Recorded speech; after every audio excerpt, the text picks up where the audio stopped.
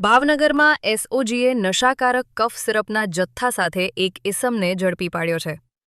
પોલીસને મળેલી બાતમીના આધારે જવાહર મેદાન સામે રસાલા કેમ્પ પાસે કાર્યવાહી હાથ ધરવામાં આવી હતી। તે દરમિયાન દીવાનપરા રોડ વિસ્તારનો રહેવાસી એમ્દ ઉર્ફે અહેમદભાઈ અલ્તાફભાઈ સેતા ઝડપાયો હતો। તેની પાસેથી કોડેન ફોસ્ફેટ તત્વ ધરાવતી 607 બોટલ કફ સિરપ મળી આવી હતી। પોલીસે કફ સિરપની બોટલો તેમજ એક રિયલમી કંપનીનો મોબાઈલ મળી કુલ ₹87,408નો મુદ્દામાલ કબજે કર્યો છે। આરોપી વિરુદ્ધ એનડીપીએસ એક્ટ હેઠળ નીલમબાગ પોલીસ સ્ટેશનમાં ગુનો નોંધી આગળની કાર્યવાહી હાથ ધરવામાં આવી છે।